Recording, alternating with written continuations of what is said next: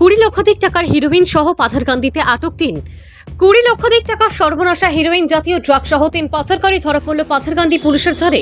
ধৃতদের মধ্যে রয়েছে স্থানীয় কাবালিবন্দ গ্রামের আব্দুল কালামের 31 বছর বয়স্ক পুত্র আবুল হাসান, পাথারকান্দির প্রয়াত বজরুল হকের 21 বছর বয়সী পুত্র কমরুল হক ও মাজারকান্দি গ্রামের মৃত কুবার উদ্দিনের 22 বছর বয়স্ক পুত্র শাকিম হাসান। জানা গেছে রবিবার রাতে এই যুবকের ড্রাগসগুলো অন্যত্র পাচারের মতলবে পাথারকান্দির পুরনো সিনেমা হলের পিছনে একটি ঘরে বসে সুযোগের অপেক্ষায় ছিল।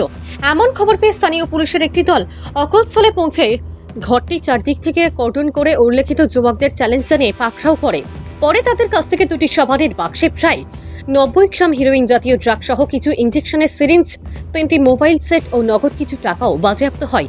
জব্দকৃত ড্রাগসগুলোর কালোবাজারি মূল্য আনুমানিক 20 লক্ষাধিক টাকার মতো হবে বলে পুলিশ জানিয়েছে। উক্ত রাতে ধৃতদের থানায় আটকে রেখে টানা জেরা করে পুলিশ। পরদিন সোমবার এই মামলার তদন্তকারী পুলিশ অফিসার বিশাল ছাত্রী ধৃতদের বিরুদ্ধে এনডিপিএস ধারায় মামলা রুজু করে জেলা সিজিএম আদালতে সুপর্দ করলে তাদের ঠাঁই হয় জেল হাজতে।